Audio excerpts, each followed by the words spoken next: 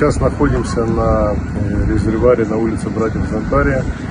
Здесь в помещении, где располагается узел, соединяющий выходы с резервуара с питающими трубами и подающими их питьевую воду в город, произошел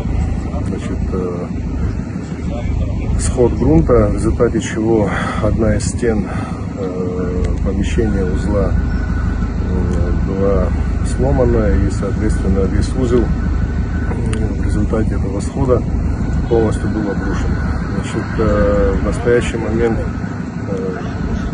службы водоканала оперативно принимают все необходимые мероприятия для устранения данного чрезвычайного происшествия.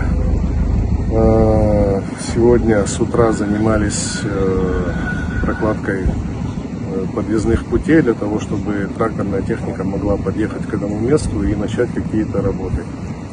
Планируется в срочном порядке установить на оборванные концы труб задвижные элементы для того, чтобы исключить дальнейшую утечку воды.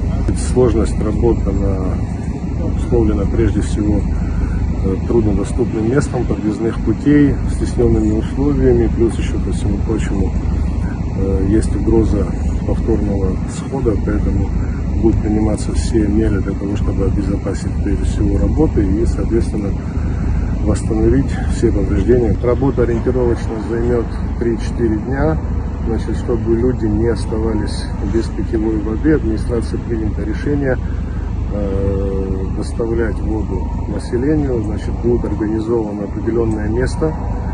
Это улица Дырмановского. На ней будет стоять машина завтра с 11 утра.